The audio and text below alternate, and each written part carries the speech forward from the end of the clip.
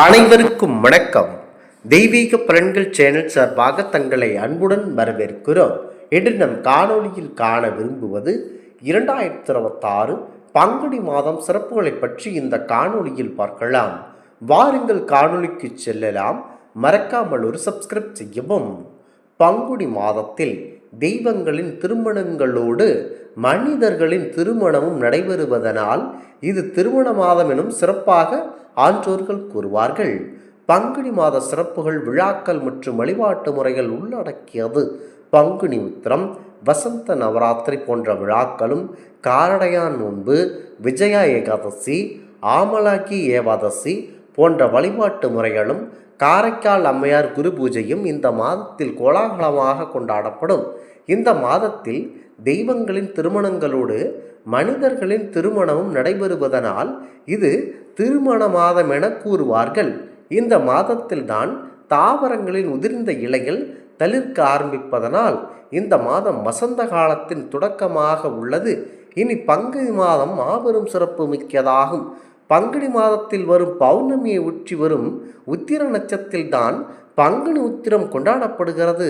இந்த தினத்தில் பரம்பொருள் சிவபெருமானும் பார்வதி தேவி, முருகப்பெருமான், தெய்வ யானை ராமர், சீதாதேவி, ஆண்டாள், ரங்கமன்னார் போன்ற தெய்வங்களின் திருமணங்கள் நடைபெற்றதாக புராணங்கள் கூறுகின்றன.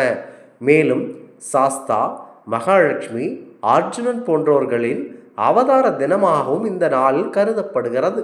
பெரும்பாலானோர் தங்களின் குலதெய்வ வழிபாட்டினையும் இந்த நாளில் மேற்கொள்கின்றனர். தெய்வங்களின் திருமணங்கள் நடைபெற்ற நாளதனால் இந்த நாள் கடைபிடிக்கப்படும் விரதம் கல்யாண விரதம் எனவும் கூறப்படுகிறது. நல்ல திருமண வாழ்க்கை வேண்டி மணமகதோறும் திருமண வாழ்வானது வழக்கமாக தொடர மணமனோரும் இவ்விரதத்தினை மேற்கொள்ளுகின்றனர். முருகனின் அடுபடை வீடுகளில் ஒன்றான பழனியில் பங்குனி உத்திரத்தன்று நடைபெறும் திருவிழா பிரசித்தி பெற்றது. வசந்த நவராத்திரி உலக அன்னையாம் பராசக்தி தேவி விரத முறைகளை மேற்கொண்டு வழிபாடு செய்யக்கூடிய அற்புதமான நவராத்திரி என்று அழைக்கிறார்கள். சாரதா நவராத்திரி, ஆசாட நவராத்திரி, சியமலா நவராத்திரி, வசந்த நவராத்திரி என ஆண்டில் 4 நவராத்திரி விழாக்கள் அந்நிய வழிவிட மேற்கொள்ளப்படுகின்றன. இந்த நவராத்திரிகளில் சாரதா நவராத்திரியும் வசந்த நவராத்திரியும், அதாவது பங்குனி நவராத்திரியும் மிக முக்கியமானது. வசந்த நவராத்திரி பங்குனி மாத அமாவாசையை அடுத்து வரும் வளர்பிறை பிரதமை முதல் நாள். இந்த வளர்பிறை நவமி அதாவது வரை 9 நாட்களும், பங்குனி வளர்பிறை பிரதமை முதல் அடுத்த பௌர்ணமி வரை 15 நாட்களாகவும், பங்குனி வளர்பிறை பிரதமை முதல் சித்ரா பௌர்ணமி வரை 45 நாட்களும் கொண்டாடப்படுகின்றன. இந்த பண்டிகை வட இந்தியாவிலும் தென்னிந்தியாவிலும் சில கோவில்களில் கொண்டாடப்படுகிறது. இவ்வழிபாட்டினை மேற்கொள்ள யோகத்தை அன்னைக்கு நம் அருள்வார்கள். காரடையான் நோன்பு கார்காலத்தில் விளைந்த நெல்லை கொண்டு அடை செய்து கௌரி ஆகிய காமாட்சி அம்மனை சாவித்திரி அம்மன் வழிபடுவதனால் இது காரடையான் நோன்பு என்று அழைக்கப்படுகிறது. சாவித்திரி என்ற பெண் இந்த வழிபாட்டினை மேற்கொண்டு யமனிடமிருந்து தன்னுடைய கணவனின் உயிரை மீட்டதனால் இந்த விரதம் சாவித்திரி விரதம் என்றும் சிறப்பிப்பர். இந்த விரத முறையானது மாசி மாத கடைசி நாள் தொடங்கப்பட்டு பங்குனி முதல் நாள் நிறைவு செய்யப்படுகிறது. இந்த வழிபாட்டில் இடம்பெறும் நோன்பு, அதாவது அந்த நோன்பு கயிறானது வழிபாடு முடிந்தது பெண்களால் அணியப்படுவது குறிப்பிடத்தக்கது. இந்த விரத முறையினை திருமணமான பெண்கள் மேற்கொள்ளப்படுவதனால் தங்கள் கணவனின் ஆயுள் நீடிப்பதோடு அவர்களுக்கு ஆரோக்கியமான வாழ்வினை அம்மன் வழங்குவதாகவும் கருதப்படுகின்றனர். ஆலமகி ஏகாதசி பங்குனி மாதத்தின் வளர்வரை வரும் ஏகாதசிக்கு ஆலமகி ஏகாதசி என பெயராகும். ஆலமகி ஏகாதசி தினத்தில் விரதமிருந்து திருமாலை வழிபட, அதாவது பசுதானம் செய்த பலன் கிடைக்குமாகும். இந்த விரதத்தினை மேற்கொண்டால் நினைத்த காரியங்கள் நிறைவேறும் என்பது நம்பிக்கையாகும். விஜய ஏகாதசி பங்குனி மாதத்தில் தேய்பிறையில் வரும் ஏகாதசிக்கு விஜய ஏகாதசி என பெயர். விஜயா என்றால் வெற்றி என்பது பொருளாகும். தங்களுடைய முயற்சிகளில் வெற்றி பெற விரும்புவோர் இந்த விரத முறைகளை பின்பற்றி நல்ல பலன் கிடைக்குமாகும். ராமச்சந்திரமூர்த்தி இவ்விரதத்தினை மேற்கொண்டே ராவணனை வெற்றி கொண்டு சீதாதேவியை மீட்டதாக புராணங்கள் கூறுகின்றன.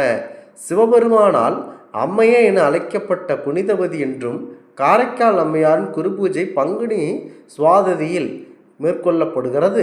பங்குனி மாத சிறப்புகள் மாபெரும் சிறப்பு மிக்கது. பங்குனியில் அவதரித்ததனால் வில்வித்தை வீரனான அர்ஜுனன் பால்குணன் என்ற பெயரினை பெற்றான். வசந்த காலமான பங்குனியில் எல்லோருடைய வாழ்விலும் வசந்தத்தை வசப்படுத்திவிடும் என்பதே இந்த வசந்த காலத்தின் முக்கிய நோக்கமாகவே பார்க்கப்படுகிறது.